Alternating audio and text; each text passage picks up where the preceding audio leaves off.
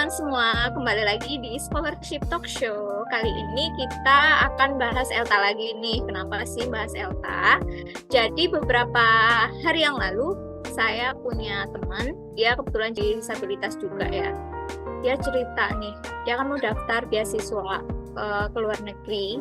Terus karena mau kuliah ke luar negeri, otomatis dia butuh sertifikat bahasa Inggris. Tapi setelah dia ikut les IELTS itu ternyata pas mengajukan untuk tesnya itu tidak dilayani karena disabilitasnya itu. Nah, di ELTA itu nanti kalau teman-teman disabilitas ini ikut ELTA, kalian selain dapat kursus gratisnya juga nanti akan ada tes IELTS gratis di akhir. Jadi hari ini kita akan cerita-cerita langsung dengan narasumber yang sangat luar biasa, yaitu guru saya di ELTA. Salah satunya ada Misil. Halo Misil. Halo Novi. Boleh kenalan dulu mungkin, Miss?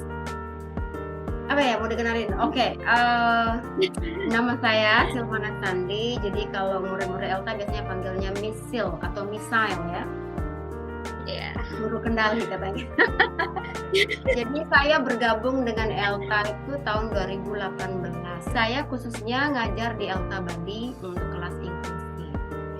Nah, waktu ada pandemi, jadi kami dan beberapa teman itu ngajarnya untuk ELTA Papua dan Papua Barat. Online itu ya, Miss ya? Ya, yang online. Jadi selain itu saya juga mengajar IELTS Preparation Course di Lombok, di dua tempat, di Malti dan di LPP NTB. Wow, guru IELTS sejati ya teman-teman. Berarti ini Mister dari tahun 2018 itu mengajarnya lebih banyak ke kelas inklusi ya, Miss? Ya, jadi kalau untuk yang kelas inklusinya memang mulai dari di Bali tahun 2018, tapi sebenarnya kelas inklusi ini sudah mulai tahun 2016 ya, dari Bali. Berarti sebelum Misil mulai mengajar juga sudah mulai berjalan kelas inklusi. Ya, sudah ada batch pertama dan batch kedua. Jadi waktu saya ikut itu sudah mulai batch ketiganya. Terus boleh diceritain nggak, Miss, awal mula Misil itu bersinggungan dengan dunia disabilitas itu kapan dan kayak gimana ceritanya? Iya, awal sebenarnya awalnya dulu untuk perekrutan trainer ELTA itu saya milihnya sebenarnya di Papua. Tapi kebetulan waktu ditawarkan di Bali untuk kelas inklusi, jadi saya bilang why not gitu kan. Jadi saya ingin belajar hal baru karena dulu juga waktu di kuliah saya ada menulis artikel tentang disabilitas gitu kan. Jadi ketertarikan itu muncul untuk tahu lebih banyak tentang kelas inklusi ini. Jadi bagaimana sih cara mengajarkan IELTS untuk anak-anak yang notabene nanti ada netra, kemudian ada mungkin yang punya speech impediment atau hearing difficulties and things like that kayak gitu. Tapi berarti pertama kali bersinggungan langsung dengan disabilitas itu ya di ELTA itu ya, Miss?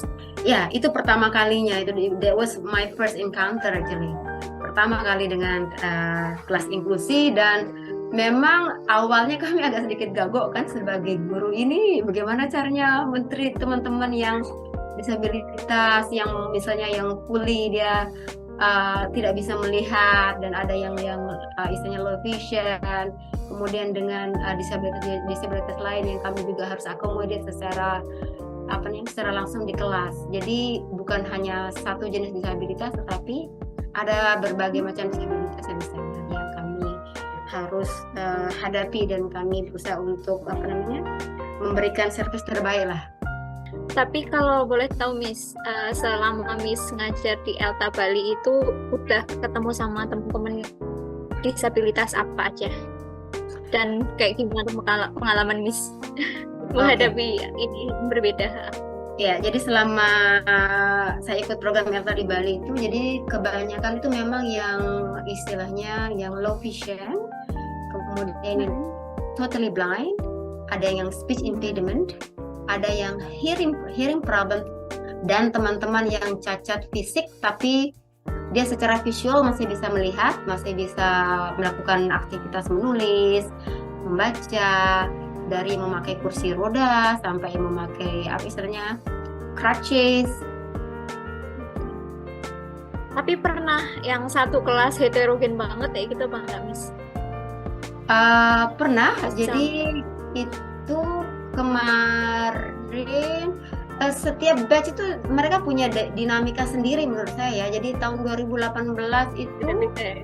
ada yang speech impediment, kemudian gabung sama yang hearing difficulties, dan yang totally blind, dan yang low vision. Itu ada semuanya di sana. Dan tahun 2021 itu totally blind semua, dan itu kita harus ubah materi secara keseluruhan juga untuk yang totally blind. Terus kalau misalkan ini satu kelas isinya macam-macam ya Miss, ada yang tadi kata Miss ada yang hearing impairment, ada yang blind juga kayak gitu.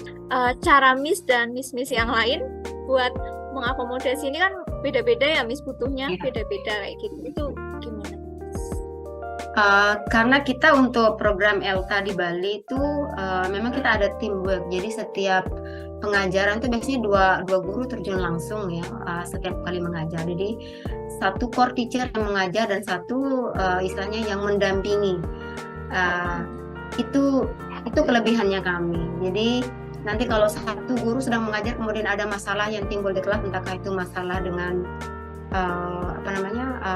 teknologinya, karena untuk pembelajaran kan anak-anak yang visually impaired mereka akan menggunakan laptop yang sudah terinstall JAWS atau NVDA. Nah, kondisinya ada masalah dengan technical, yang satunya akan membantu, yang sementara gurunya yang core teacher akan tetap mengajar ya sambil kita mungkin nanti memanggil teknisi dan sebagainya.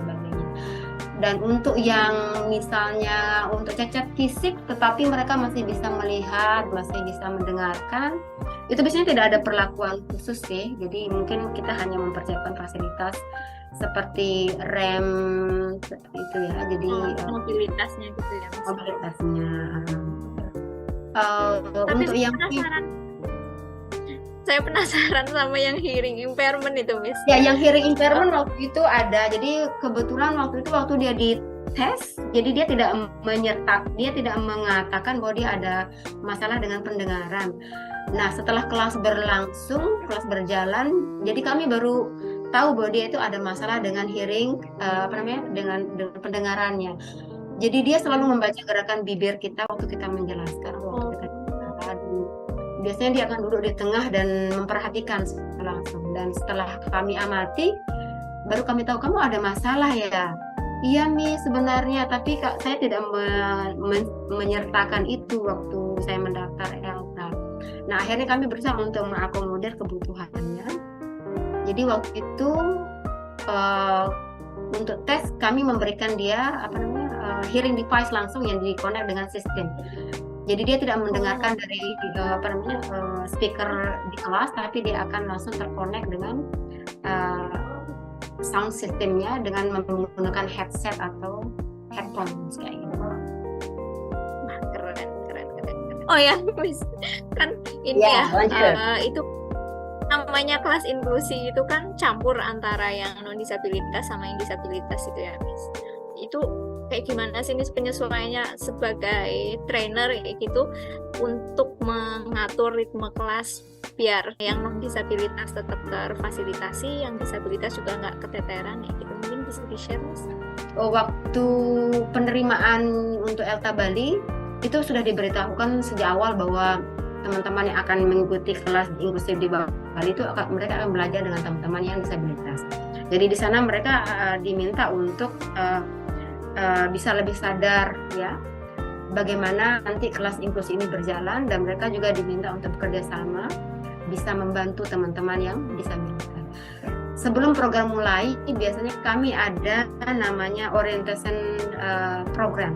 Nah, di dalam kelas orientasi ini nanti mereka akan beradaptasi dengan teman-teman yang disabilitas, dan mereka juga berusaha untuk memahami, mengenal satu sama lain, sehingga mereka juga akan diminta untuk membantu teman-teman yang disabilitas dalam hal ini, karena we grow together ya, and then we success together and things like that. Jadi kami tidak tidak menekankan ada persaingan di sana, dan kami selalu menekankan bahwa kalian itu adalah satu keluarga dan kita harus saling membantu untuk meraih tujuan kita. Sebagai guru pun kami di sana bisa merefleksikan kepada diri kita juga bahwa we learn something from that. Saya mulai merasa seperti saya Maria Teguh ya. Iya, betul. Selalu seperti di kelas seperti itu ya. Iya, jadi memang itu sih ya teman-teman, kalau dari pengalaman saya kemarin ikut di ELTA juga, kan awalnya kita nggak kenal teman-teman yang lain juga, teman-teman yang non disabilitas kayak gitu. Tapi sama trainer kita termasuk Misil ini, kita setiap minggu itu selalu dipasangkan dengan teman-teman yang berbeda kayak gitu, mulai dari yang non disabilitas sampai yang disabilitas pun juga iya sesama disabilitas kayak gitu, jadi gonta-ganti pasangan. Sebenarnya itu fungsinya banyak, jadi kita memasangkan itu biar pesertanya bisa mengenal satu sama lain, jadi mereka juga bisa beradaptasi dengan lebih cepat. Dan ada teori pendidikan yang mengatakan ada istilah namanya ZPD, jadi Zone of Personal Development. Jadi karena di dalam kelas itu kita tidak hanya belajar dari guru, tapi kita juga belajar dari teman. Jadi nanti teman, kadang-kadang teman yang kurang, jadi kita pasangkan dengan teman yang lebih, dan mereka bisa berinteraksi dan belajar. Jadi saling mengisi satu sama lain. Itu poinnya sebenarnya. Terus mungkin untuk tesnya bisa di-share Miss, tes penyesuaian apa sih yang biasa dikasih ke teman-teman disabilitas sewaktu tes IELTS kayak gitu. Karena kan kalau di tempat-tempat lain mungkin tidak semuanya melayani, memfasilitasi teman-teman disabilitas secara khusus gitu ya Miss ya. Untuk teman-teman disabilitas yang mau melakukan tes IELTS, harus 3 bulan sebelumnya itu harus memberitahu. Jadi jenis disabilitas apa yang dimiliki, kemudian nanti kita akan memberikan adjustment, kita akan mengirimkan datanya ke Cambridge. Nanti Cambridge akan mungkin tidak akan menyetujui semua adjustment yang kita buat ya untuk peserta IELTS kita yang disabilitas, tapi mungkin memenuhi antara 50% sampai 70% atau 80%. Wah, seistimewa itu ya teman-teman. Jadi aksesnya langsung ke Cambridge. Ada pengalaman yang paling berkesan gitu nggak Miss? Mungkin apa kayak gitu yang unik dan Miss baru nggak pernah kepikiran kayak gitu? Yang saya pikir yang tahun 2021 kemarin, jadi itu dia double disabilitas. Jadi dia totally blind dan dia juga memakai kursi roda. Jadi dia tidak bisa.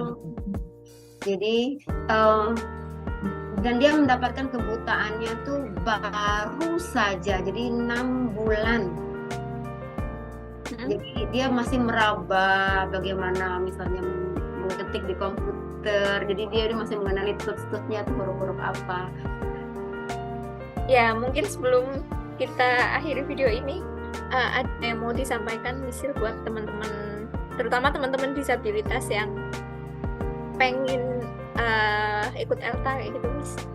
Untuk teman-teman disabilitas yang pengen ikut ELTA, jadi saya sarankan